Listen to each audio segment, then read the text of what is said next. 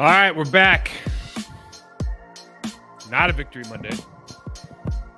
It's the On My Block podcast. I'm your host, Mike Wall. Thanks for watching. If you're enjoying, please subscribe, rate, and review on our Process to Perform channel on YouTube. Hit me up, Mike Wall68 on Twitter, Process to Perform on Instagram. Of course, the audio version of our podcast can be found anywhere you get your podcast on the Believe Network. And as always, BetOnline is our sponsor. BetOnline, by the way, and I think everybody else got this game just about right. 3.5 point spread. 4-point game. I don't know how those Vegas guys do it. I swear to God. The last of the major sports leagues is off and rolling, and college basketball is ready to go as well. BetOnline remains your top spot for all your live betting action and contests. NFL, college football, UFC, and National Hockey League are all in full swing. BetOnline is your number one source for wagering news, odds, trends, and predictions. All the hoops betting action, along with every sport available at your fingertips with both desktop and mobile access at any time. Head to BetOnline today and remember to use our promo code BELIEVE, that's BLEAV, for your 50% welcome bonus on your first deposit. BetOnline, where the game starts. I think everybody who watched the preview show knew that I wasn't feeling too good about this game. We'll get into it later, but I'll just paraphrase it. I think Mike Tomlin is in the culture that he's developed, trumps whatever culture they've developed in Green Bay. You're going to win a couple games there, but over the long haul, you just have to bet on the culture of the Steelers. And going into Pittsburgh is difficult. They play in a tougher division. There's just a lot of things that are going against the Packers, not only the talent they have in the locker room and whatnot and how the plays are being, all of that stuff, but there's also just this aura around Pittsburgh, at least in my mind. But they lose the Steelers 19-23. It was a pretty good matchup, to be fair.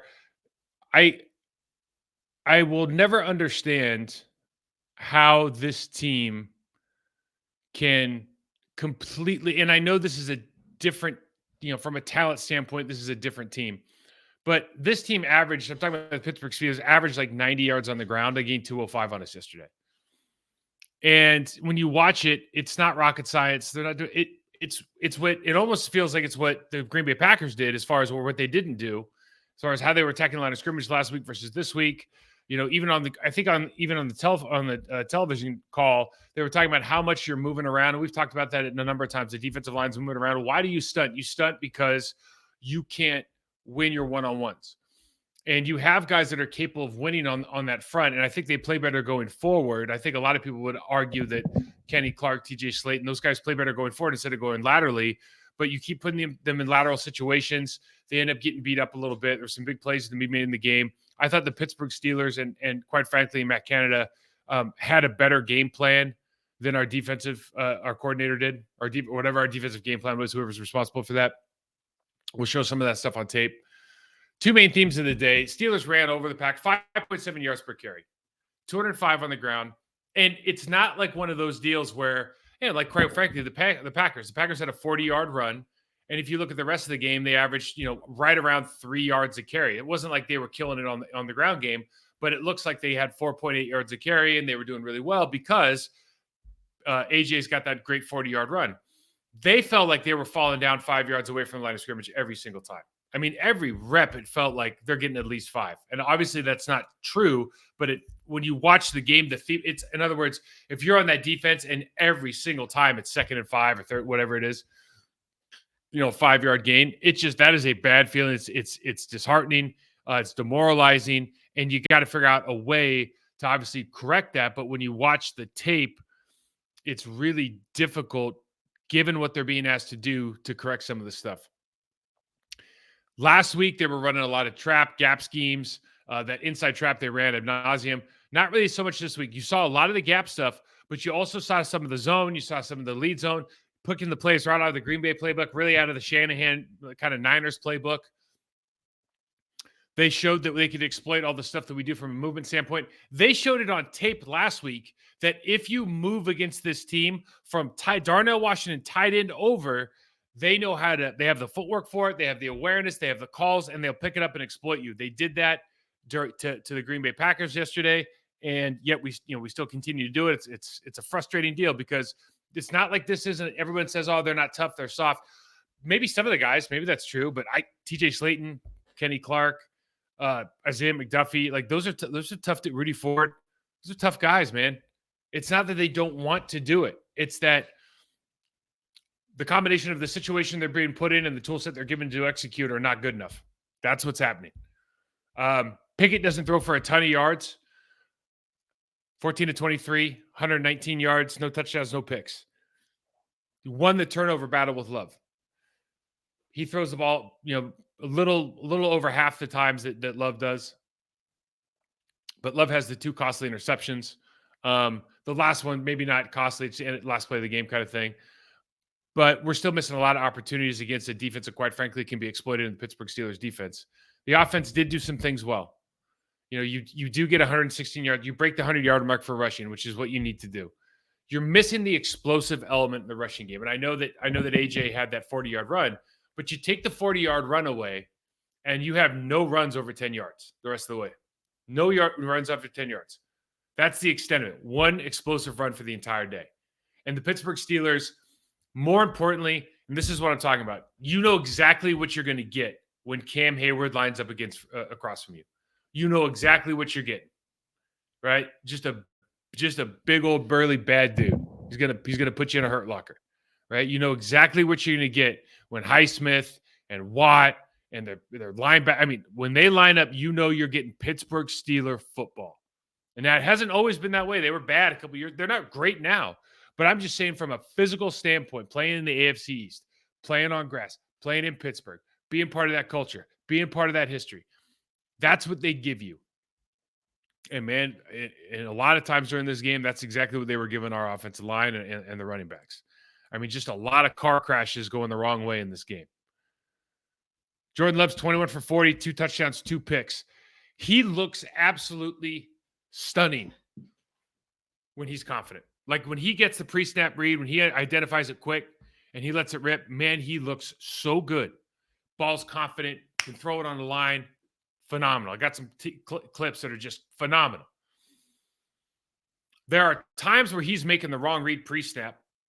Let me rephrase that. Because here's what we don't know. I've sat in coaches, like I've been in coach, so I've sat in coaches meetings, and I've heard a quarterback coach, I'm watching on tape, the guy's throwing picks. I'm watching on tape, the guy's throwing there's wide open guys, he's throwing to the wrong, and we're all kind of going, whoa. And I'm really comfortable with his decision. Is the response you hear. And I go, nobody else is. The offensive line's not comfortable. The guy you're not throwing to that's wide open is not comfortable. But there's a progression they're going through in the way that they're teaching it. And so there's a way that the coaches teach it, and then there's a way like Aaron Rodgers sees it, right? And Jordan Love's somewhere in there. He needs to get closer to where Aaron Rodgers sees it. Because there's a number of plays in this game. There's a couple of overthrows, but there's a number of plays in this game where you're just making it too difficult. Take the easy throw. Take the open pass, right? I think and it's going to take time, and that's okay. It just doesn't feel like you don't have time right now. You're 3-6. But that part of the game still needs to come to him. But when he's got it, man, he looks really good, and the ball's fired out of there. He's got a whip for an arm. Our guys on offense, our receivers, our tight ends, you're beating man coverage. One of the things you had to do, you knew you were going to get man. You knew you were going to rush 5 and 6. You beat man coverage. You had to do it. You did it. Okay? The Steelers did what the Steelers do. They give up a ton of yards, not a lot of points.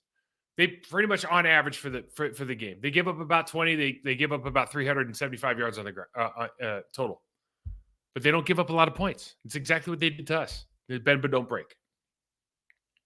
One thing that I think needs to come out of this game is, if I'm a coaching staff, if I'm in the locker room, the offense has to continue to try to mirror the individual skill sets of the players. And what I mean by that is, if you have Reed on your team and you have Watson running a chair route in the end zone when there's not a lot of space, he's a long strider. He's not a cutter. He's not a route perfectionist. Dobbs is comparatively. You don't have him running the chair route that gets picked off. Patrick Peterson bats his hand in. Peterson doesn't ever need to jump on it. Why? It's not a good route. He never looks back. And if you're just running a chair without even looking back in that situation, is he the guy to run it? Because that's a small space to be running a big route in.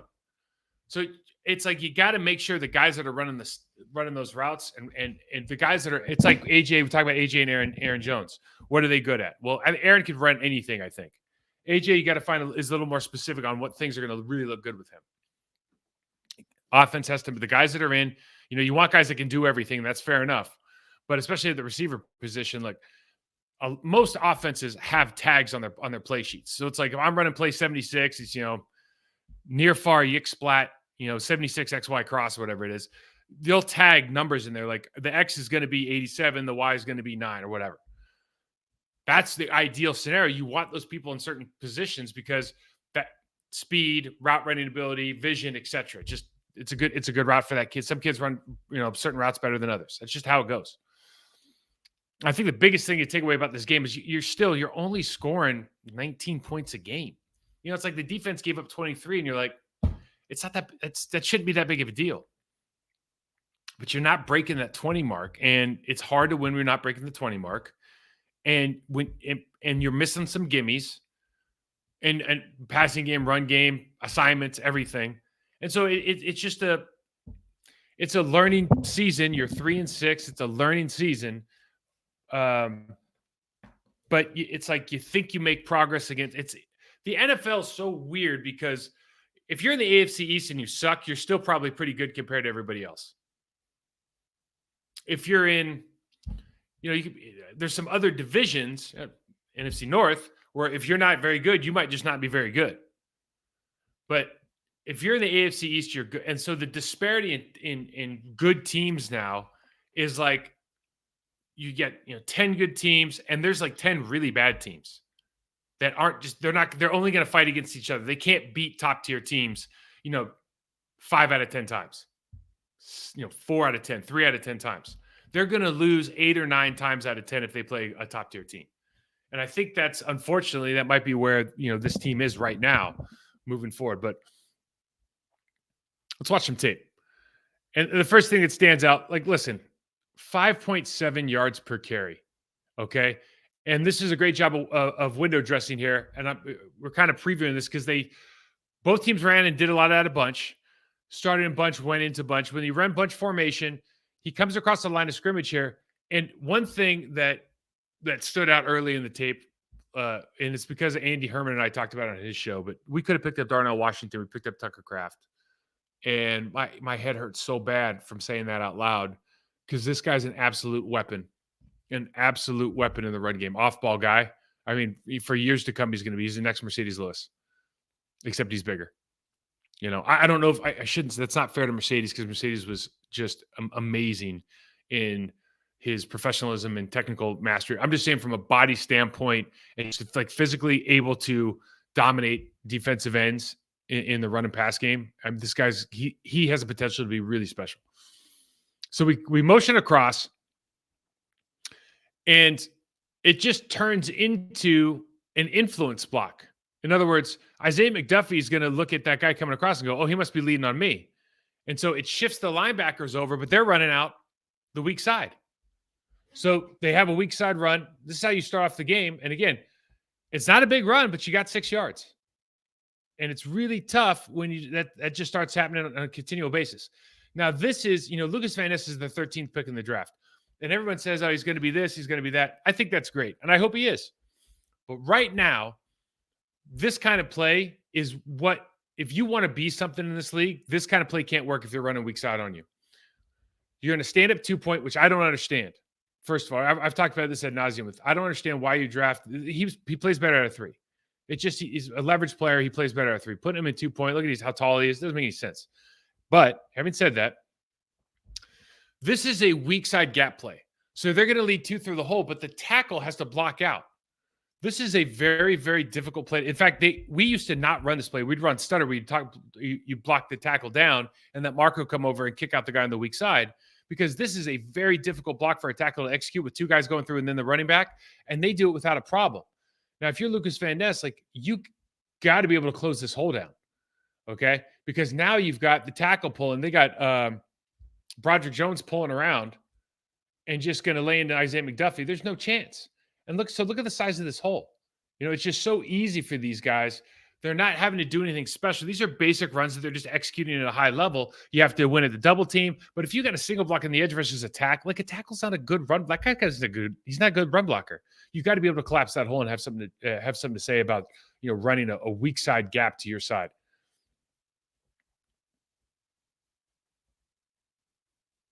You go motion across, and we're doing a lot of movement. And so when you do movement, you're moving laterally, you tend to get beat.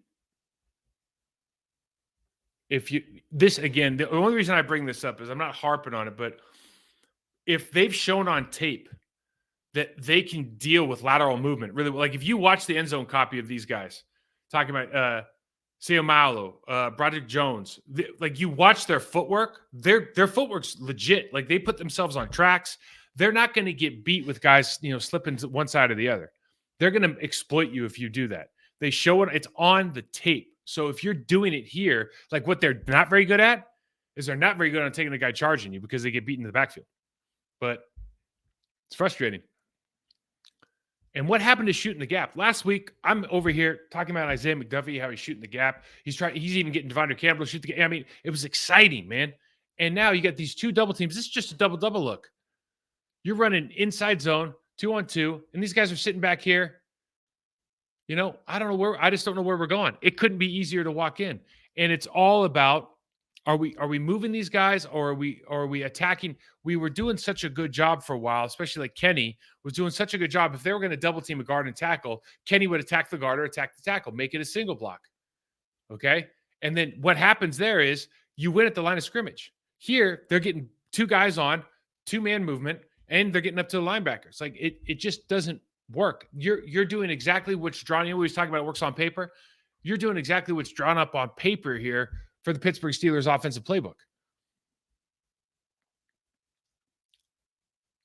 You look at this, and this kid's a weapon. And here, this isn't like a masterful block, but imagine this is our. I think this is Rashawn. Imagine what this is. If I don't know, I'm not going to just bash on Musgrave or Kraft, but really any young rookie tight end, Rashawn Gary sees him standing in front. I mean, he's going to light that dude up. He does nothing here. He does not. That might be Yannick Barr, but he does nothing against Washington. I mean, it seems like a little thing, but against our guys, like what's the number one expectation for even our Lucas Van Ness is like, you better blow up the tight end every time he's in front of you. Like that's the job. You better be really good at it. And that kid, you can't do it because he's like 285 pounds. What a unit. Got to beat man coverage. So we start inside now. He's got a little bit of outside leverage on Watson. He goes back to inside leverage, and Watson started just outside top of the numbers. So he's got all this space. Great catch, great pitch and catch. That was the theme. What did you have to do? Beat man coverage. We did a really good job of that. Now, Cam Hayward, he's been in the league. He's one of my favorite players. Why? Because he's like Richard Seymour almost. You don't do, like your stats aren't great, but you're like an immovable object. And everyone's going to point to here, John Runyon Jr. getting lit up by the linebacker. It's fair enough. It's a big time hit. But you got to understand the sport, okay? Look what happens. Rasheed Walker on your backside. Whiff. Cam Hayward takes Musgrave, throws him to the wrong side. And if I back it up, stand-up linebacker Highsmith, what does he do? Screws this whole thing up, right? So I'm not making an excuse for John Runyon Jr., but John Runyon Jr. is running straight this way, and this other dude's coming and just going to light him up, and he can't even turn before he just gets smoked. And the reason is because you're running to a double team with Rasheed Walker and Luke Musgrave, and they not only don't move Cam Hayward off the line of scrimmage, they both either fall down or fall over. So it's like that turns pretty tight, and all of a sudden, what you think is going to be a decent play, like John's got to log this. There's a lot of things that John Runyon should have done better, but I'm just telling you from experience, it makes it really difficult when you have to make a hard right turn and the dude's coming straight downhill, right? We have to do better at the point of attack if you want to do better with the puller. Anyways, kind of an embarrassing moment, bad play. Love the confidence here. So reads the coverage, knows they turn out and end up playing match, sees it, whips it in there. Good tight window throw before the safety comes down. Puts it low. Just a great job. I've been a Josh Myers fan. I think to some extent I've been a Josh Myers defender. Not a defender. I try to be as objective as possible here, but I think there's some traits that he has that are positive. I just don't know what happened this season. But this dude's running out of rope, man. Because this guy that he's playing against is a 2023 fifth-round draft pick. And he just gets absolutely worked. One-on-one. It's not a good move. He's got plenty of time. There's no reason that you should be missing and getting your quarterback hit around the legs down here on the goal line. It's one thing if you're playing against, TJ Watt. It's another thing if you're playing against a guy who probably doesn't have that many sacks in college, much less the NFL. Now, same play. This is the quarterback's view. A lot of people are, what we do, what I hate is when I see a snapshot on Twitter or something and somebody, oh, this hole's wide open. Why didn't he see this? You're going through a progression, okay? But what's your pre-snap here? By now they're in man coverage, okay? You got single safety. And right here, you're running the shallow cross underneath. You did an orbit motion out to the right with Aaron Jones to take away the defender in the right circle, okay? But he hasn't really gone. He's kind of playing halfway, right? Because he knows there's a crosser coming, and he thinks he can get to the ball if you throw it to Jones right now on the sideline. There's nothing. You're running a corner route with a tight end over on the left side of the screen. Jordan Love should be throwing the ball to the left. You see the space. It's congested over on the right. You got a guy sitting. And you usually throw the underneath crosser because you think you're going to have that natural rub, but you got to just kind of read the room here, know where the problems are. The back of the defensive back on the right isn't turned, so he could sit and come up and make this play, even if he connects the ball. Wide open on the other side, and then he's got to pump around John Runyon Jr., so he changes his throwing angle and whatnot. This ends up not working out. Could have been a pick. Okay. I've never seen so much bunch from the Green Bay Packers in one game. It was kind of awesome to watch. And they just attacked it a bunch of different ways. The Steelers showed on tape. They're not really good with bunch, right? They like to play man. When they play their zone, they'll play a little bit soft. So when you play soft zone anywhere on the field, if you give somebody a running start, like natural advantage. So we see what happens here. They run the bunch. He's got outside leverage. I'm talking about Dobbs now in the corner, and you just see the safety squatting. It's like, what are you squatting for? I don't know if they're trying to bracket this, and he just screws up. Is he reading the quarterback's eyes? But safety falls asleep.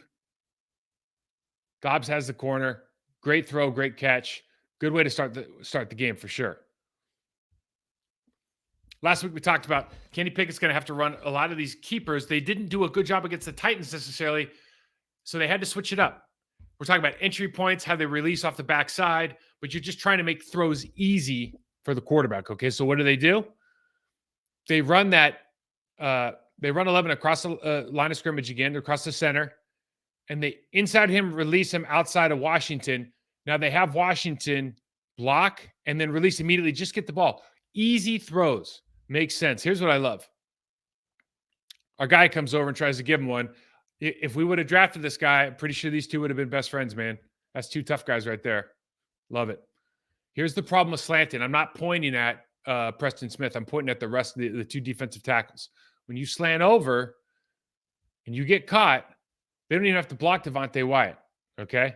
And obviously you're running into pressure here if you're the Pittsburgh Steelers. But everything goes outside. The discipline of the defensive end on the top, he's not crossing face. He's still going outside. So you have a safety and the outside linebacker playing outside the C gap. Easy hole. And again, every play, it's like 5 yards plus, 5 yards plus, 5 yards plus. Demoralizing. And you feel like, I'm just telling you from like football players' perspective, it's like, man, every time we slant, they do this. Every time this, then this. Every time they double, I'm not attacking this man, and the linebackers get ate up, or they feel like they're always making the wrong read. Right? It's demoralizing, man. It does end up affecting the style of which you play. There's no doubt about it, or it can, I should say. It can. But it's difficult. Now, I'll run this through once. I think they just screwed this up. This is a big play. It's a 3rd and 1. Okay, big play. Now, here's the other thing. You got Washington on your defensive end. He can block him one-on-one. So now they mugged up a safety on the defensive end. So now you got a tackle on the safety. That couldn't be a bigger red flag. And I'm not saying like you shouldn't do it. Okay, I'm just saying you sure as hell better make sure that you got somebody in the B gap, because right now your tackle is going to walk that safety as far as he wants to go. So I think they run a cross-dog, but they screw this up. And you see the result. I have the replay on the end zone here. This is palms up, though. It really is. It's up. What are we doing? Nobody filled the B gap. There must have been some miscommunication between the linebackers. I'm not sure exactly what happened. It looks like they're running the dog to the wrong side and get caught. But 3rd and 1, and you go for 15 or whatever, 12 that is. It's nice. Window dressing. So last time they were in this look, they went from bunch, they motioned over, they inserted inside the tight end, right? And they ran weak side. What do they do this time? Well, they just run a lead gap. So now they go back to their gap scheme. They pull the left guard, comes up, really takes between the receiver and the left guard. They take McDuffie, and then they end up taking a safety or the corner. 16-yard touchdown run. And it's a good job window dressing by Matt Canada and that offensive play step. I love when you have very few formations or fewer formations. And this is kind of a philosophical thing, right? Fewer formations, but you can do so much out of what looks like the exact same thing at the snap. And what we do a lot is we try to have a ton of different formations and personnel groupings. And I see the value in that for sure. You see the value in all the motion. Like, you see the value. But there's also something to be said about reducing the volume that your young team has to figure out, and then just creating all these different opportunities at the snap of the football so that they can kind of execute at a really high level without having to think about all the different formations, motions, et cetera, personnel groupings. It's another Preston Smith appreciation post. By the way, we're going sequentially here, as you can imagine, during the game, because I only had the copy that I wanted to get. I can't get in for another day, or really until today. But love it. Not a great pass rusher or anything, just a relentless. This guy just play hard. He shows up and he plays hard every single week.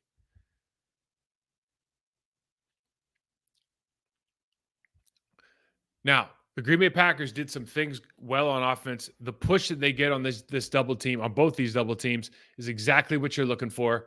Look, that is an absolute mauling, okay? Zach Tom gets up on the backside linebacker. This is an absolute mauling by the offensive line. This is a phenomenal job. Can't say enough good things about how easy it is for Aaron Jones, AJ, whoever it might be, to run the football when you get this kind of movement. You block the defensive tackle into the linebackers. Absolutely phenomenal job. Those are the plays you need to get more than 9 yards, quite frankly. You got to figure out a way to, if you're Aaron, you got to figure out a way to run through that tackle or give yourself an opportunity. I put this in there. It's the 40-yard gain. Here's why I put it in. Look at this. Look at that high step. Unbelievable. Straight leg. He must do yoga. 3 sets from the bus stop, right? That's what my old coach used to tell me. You miss a set, it's like, okay, you screwed up, gave up a sack. You miss another one, 3rd one, man, you're at the bus stop, okay? Josh Myers. Everyone's talking about, TJ Watt, he beat Tom. He's so relentless. You're kissing his butt on the video, on the TV. He didn't win. He ran around the loop. Zach Tom pushed him by, but because Myers gets beat, he's got to step up and escape, and Watts gets another sack, and everyone's looking at Zach Tom like, oh, what'd you do wrong? Nothing, man. I'm battling one of the best players in the league, and I got, my center got beat by a 5th-round pick. That's what happens. Touchdown play here. Love this formation. So they went trips right, and then they moved Aaron Jones out to be the chip block. So they really got 4 to the right, and then they just have Musgrave over on the left. He's probably going to chip out as well. And he's going to focus on the safety. So they're going to run the deep over 11 here, and you're just highlighting the safety. If he's going to stand, ball's gone. Okay? That's your point. There's nobody should get. I don't know why he sits on this. Maybe he's thinking they're going to run like a more shallow route, but he sits on this. Receiver takes it high. Great throw and catch. absolutely phenomenal. Like Jordan Love, when he makes the right read, steps into it, man, he throws a great ball.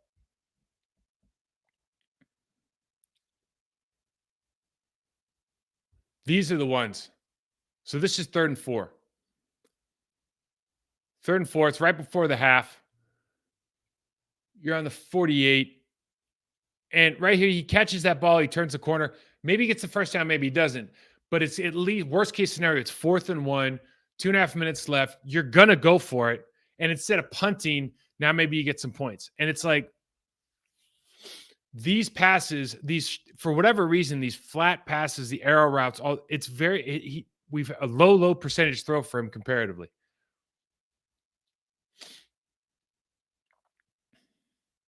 Nixon starts the second half, second week in a row, almost breaks one open, man. He's just electric. Again, just one of the glue guys on this team right now. Phenomenal. Okay. Everyone again, oh, Watt's so relentless. And he is, man. He's everything as advertised. Cam Hayward is double teamed by Rasheed Walker and Elgin Jenkins. Look at Elgin Jenkins right now. He's straight up and down. Why? Because Cam Hayward has put his hat and helmet into his chest. And if you watch this thing from the end zone, Cam Hayward's feet never move back an inch. So they're trying. This is the exact same play that we ran before where running got lit up. You're trying to. They have a different defense. You're trying to run off of the double, and the double doesn't go anywhere.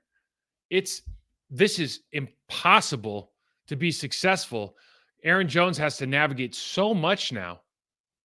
I mean, he's got daddy strength, man. You know, dad strength, when you have your first kid, like you get a little bit stronger, not like weight room stronger, but like I can handle myself stronger. You have like a second kid, you get like, man, I can throw people around stronger. Cam must have like 7 kids. I mean, because look at it. Look what he's literally, when you say split the double team, look at what he's done.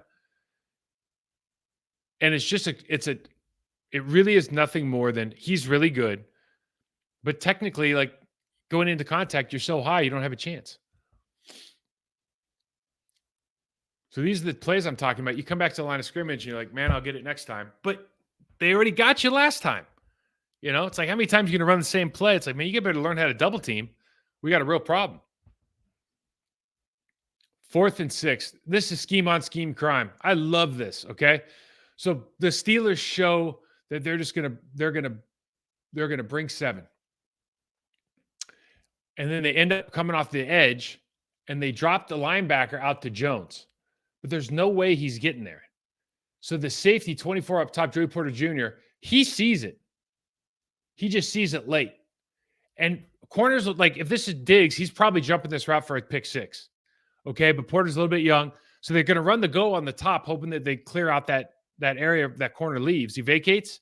And now you have that linebacker chasing Jones all the way out there for, an impossible tackle. Great throw and catch. A little bit lucky with Porter's recognition there. I think if the Steelers have to do that again, they're probably flying that safety over there, letting him play flat. Love this play too. So they motioned him in. I didn't put that in there. I should have. They motioned Aaron Jones in. The linebacker comes in so they know it's man, but they have a rule in man coverage at a linebacker position. If the running back, so the running back's on the quarterback's right, on the right of the center. If the running back exits to the left of the center, you switch rules. Okay. So if they're going to green dog or anything right now, if they were going to run some kind of pressure, they both show like they're running pressure. But now Aaron Jones leaves to the left of the center. What happens? Oh, I got him now. And so now they running at a deficit. Great throw and catch. Honestly, 50 makes a hell of a play here. This is a touchdown. That's a hell of a play by that guy. But you just see smart play here. Transitions over the other side of the center. Linebackers have to communicate that. They're late. Packers get one. We lead in. Really good job. The wrong shoulder by Highsmith here. And this isn't like a powerful block by Musgrave or anything, but he does a great job of doing exactly what you're supposed to do. You log when they wrong shoulder. You log this. Now, AJ's got to come around really tight. Good job there. He's got to come around way tighter than he does and make this block. And again, this is a play where you're not going to get any yards, but if you close your eyes and go, had we just done this better, if we had just executed this block right here at a little bit higher level, you've got a big play. There's a big alley there. It's probably an 8 to, plus yard gain. And so it's all these little things that you keep going, yeah, we had it. And the coaches everyone's bitching about the play calling. Yeah, but it's not the play calling, it's how you're executing the play.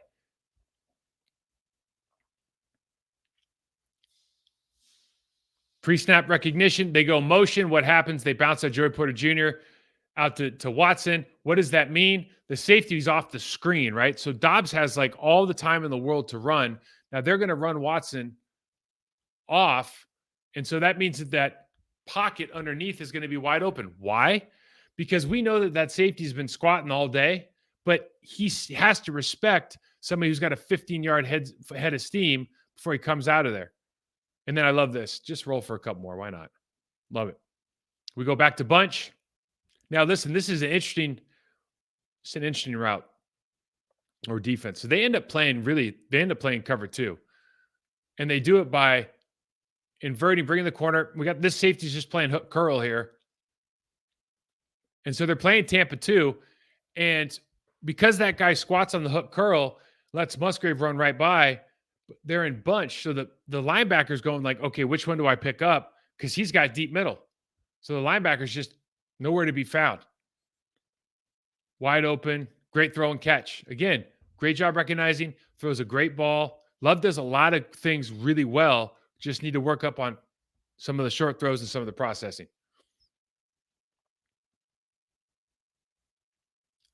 You got bunch again. Go out motion. Now, this is what I was talking about earlier. Leverage. Leverage is a big deal. So on Musgrave, you see the linebacker in the red arrow. He's got his chest pointed to where Musgrave wants to go, and he's ahead of him. He has leverage. In other words, there's a better than average chance that he's going to get there right around the same time that Musgrave is not, if not sooner.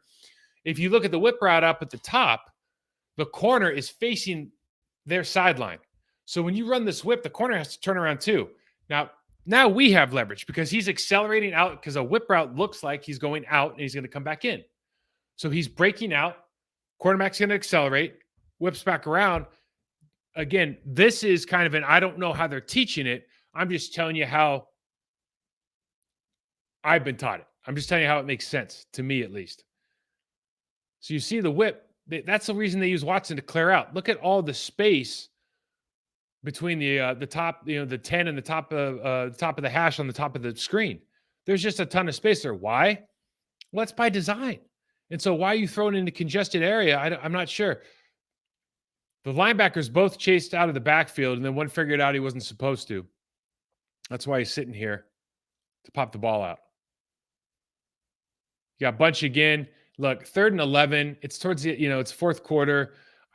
You get it, right? Like, I get it. This is a trick play, and I hate these damn trick plays. But the truth is, if he does catch this, he's got really one guy to beat. It depends what Myers does off of, I don't know who's the first blocker out there, but off of John Renton Jr., if Myers, actually everyone says, oh, he's not open. Yeah, he is. He just dropped the ball, so they changed their route. Like the blockers are thinking they're trying to go down the numbers, and then he's going to go outside the numbers. But, not good. So they show the same look. And you see here, let's see if I've got it.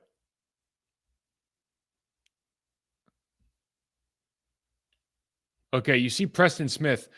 They show this tight, we call this like a nasty split with the wide receiver. And you see Preston changes his stance. He puts his back foot up. Why? He thinks he's going to get cracked. So it's an influence block. So what do? They hand it off. He steps out. Linebacker comes down. Easy double team. They got 2 guys on our linebacker. Huge run. Not rocket science play, but a little detail. They figure it out. This is how you attack the screen game. We had one earlier I didn't put in, breaking down in front of linemen and whatnot. You're just going, dude, don't break down in front of a lineman. They're bigger than you are. Just shoot the gap, take your shot, right? Shoot or shoot. This is how you do it. I think this is Ford. Just run right by him and take your shot. Physical play, love it. Great job. Great job. Right here. Coming across for another lead. This is the 49ers play. They toss it, but what they're really doing is trying to get you to widen. They bring the motion man over and they want him to double inside in the B gap. They're going to try to double the defensive end outside to the safety. The Niners started using it with Trent Williams so you can come off the ball as hard as you want. And it's a nasty play because they see the toss and influences. It gets that defensive end to widen. You widen him even more with the lead blocker, who they don't really see. And now you just have to, the left guard in the center, have to take care of that down D tackle. I think it's a 2-eye in the situation, get up to the second level, and this is out the gate. They do a great job of just burying Slayton. I don't know what happened to him here, but he just got turned around. He's facing the wrong direction on the ground now. They cut this up, and there's just, this is all gas right here. Easy 10-yard gain. Same play now, influence block look, okay? Same stance, same everything. We win on the backside, just can't quite make the tackle. Looks like we have something here. And he just breaks out again. Really because our defensive line is playing laterally. We get blown off the ball. And every yard that you get pushed vertically is like 3 yards for the running back. It's kind of how we think about it. If you get pushed vertically 1 yard, think about that as being like 3 yards for the running back. So winning against man coverage, talked about it before. You look at Musgrave, you see the leverage. He's got linebacker. It's man coverage again. And all the space, all he's got to do is beat the safety who's in the middle of the field. These are the kind of looks that the Steelers give. They've gotten beaten man coverage a lot. And this is part of the game plan. This is what you got to do. It's fantastic. Easy pitch and catch. Hold on to the ball. This is what I was talking about. Is he the best man for the job? You've got Dobbs, you got Reed, you got these like small space, like fast twitch guys. You got a Strider here, and you watch this route. He's on Patrick Peterson, who jumps the out. Okay, but because Watson never looks, doesn't go flat, doesn't do anything, he knows immediately like that's not an out. This is a chair route. It's a chair out in small space. You got to sell this play. Gets his hand up, you get a pick in the end zone. You lose points. It's a huge turnaround, and it's like it's a bad throw, fair enough. But there's no separation. Why? It's not a good route. Like that's not a good route. And quite frankly, it doesn't make him a look, to say that he might not be the right guy for the job doesn't mean that he can't be our number one. It doesn't mean any of that. It means that right now he might not be the guy to run that route, because if you're a long strider and you're asking me to run a chair route in a 15-yard area, that doesn't make a ton of sense. Big man hunting. Here we go. Where's the big man? There he is. 50. I see you. Hey, just get a little bit. Hey, we're going to count that as a half tackle, right? Tom's got a half tackle on the season. Love it. This is frustrating. It's 3rd and 6. Okay, we go 3 to one side on the pass rush. They're going to run a TT. Wyatt doesn't come around. But here's what is the unfortunate thing. Rashawn Gary's going against the rookie Broderick Jones, okay? Rashawn Gary should never, ever, ever, ever, ever be higher than the quarterback. He needs right now, take your right arm and club Broderick Jones into Pickett, because once you're shoulder to chest, I'm completely vulnerable. If you club me right now, if you Reggie White club me, everyone's seen that. If he clubs right now, that dude's going flying and there's nothing he can do about it. Only thing he can do is hold. But he doesn't have that move in his repertoire. He likes to run. Sometimes he runs over the top, maybe too much because they're trying to get the sack with the strip.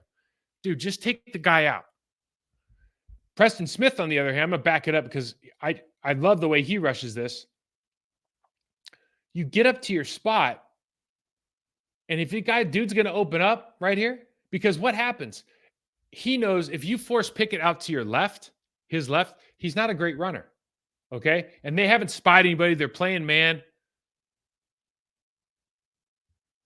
He almost gets there. He gets kind of picked up. I'm talking about Preston now. But the big problem is, and look at this one more time, this is a big deal. Like, these are little details, but it's a big deal.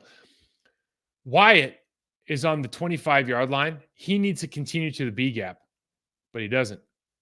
He stops, goes back, gives up the lane. Little thing. Little detail, man. Big play in the game. Why is that a big play? Because they don't score. Because there's 2:28 left in the game, and that gives them a fresh set of downs. So now you get the ball back in a situation that you don't really want. Here's a great throw. He just throws to space here. This is a good job of Love throwing to space, not throwing to a man. Big play.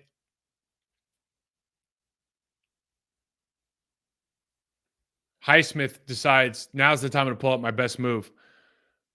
Yeah, trips left. Look at this. Absolute phenomenal spin. Why does it work?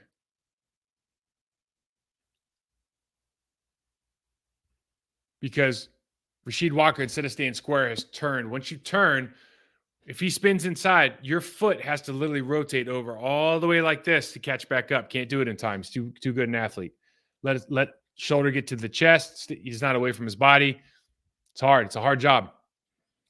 Left hand throw. Really good job by him getting rid of the ball. And then we end up, last play of the game, we end up getting a first down. Aaron Jones didn't get the ball, blah, blah, blah, blah, blah. Matt LaFleur called him out, which I thought was a little bit interesting. But there's really no run. Like, if anybody out there is like, oh, they should have done this, he telegraphed it to Musgrave. It's like, dude, what are you going to run right here? The flying V? Look how many guys they got on the line of the end zone. I mean, you got no chance here. That's just one of those plays, right? Now, you would like to see maybe you give it to Dylan, put 5 guys in front of him, see what happens, run a screen there. I don't know. Do something, but it's tough. That's a tough way to lose. That's one of those games you think you probably should win. What I got wrong. A couple things here.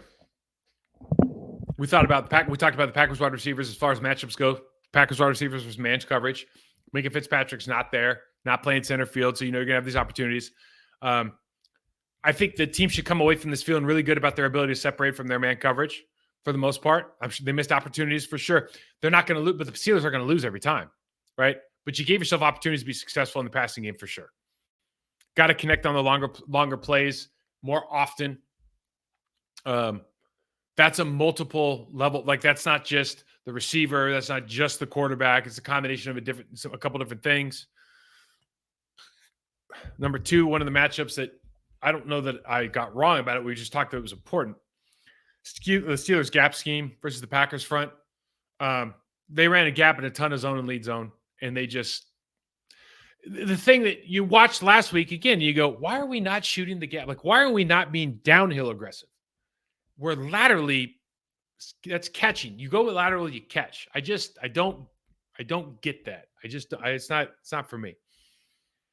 But we got hammered, 205 yards on the ground, 5.7 yards per carry. And it was, I could show plays all day where it's like 5 yards, 6 yards, 4 yards, 8 yards, 12 yards. It's all you can eat for those guys.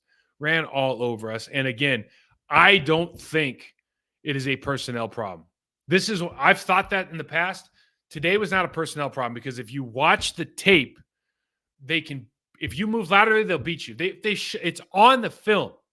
They got a tight end that can block your defensive end. It's on the film. Got to be smart. Jordan Love versus Kenny Pickett. Best stat's going to win. Jordan's got the numbers. Kenny gets about half the reps, a little over half the reps from a passing standpoint. Turnover margin was huge. Ran a super clean operation for most of the day. Both guys only got sacked once. You lost the turnover battle. They're relying on the run game, clean operation. So, you call it what it is. 2 turnovers is a bad deal. I know the last one at the end of the game, let's not even count it. But turnover in the end zone kind of feels like a game changer for this one. And we showed it. I'm not going to put that all on him.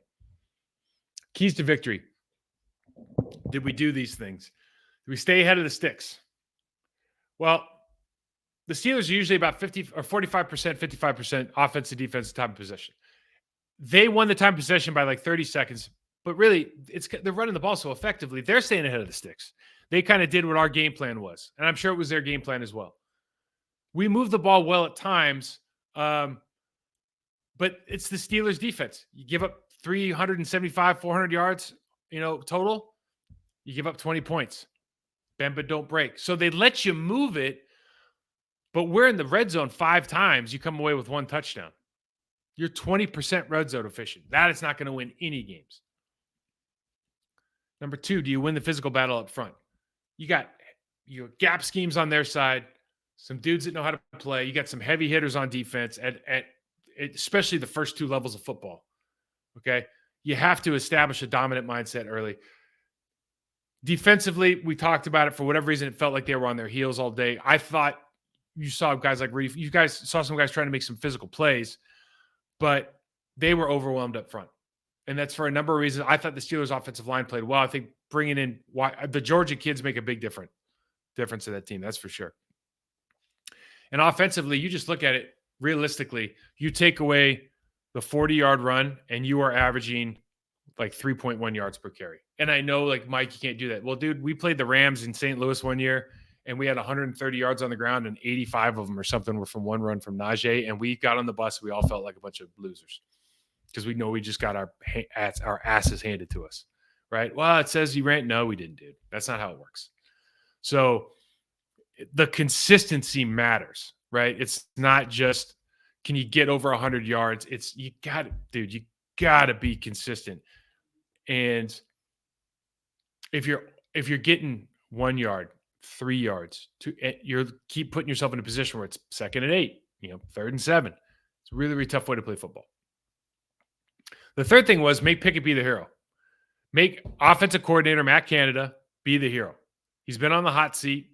People are not liking what he's doing. And I don't think this is what we failed at the most to me. We didn't do this at all. Pickett just became a game manager, which is what they want. Canada and his staff, they did such a good job at attacking the Packers defense. And they did it from just a number of a smaller number of personnel groupings and looks. We showed it. Motion over, play side, weak side, gap scheme, influence block, right? Pull the tackle, which we showed last week. Double trap wasn't a big deal this week.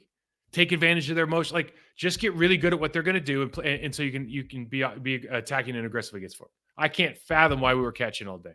It's crazy. And so, what are the takeaways here?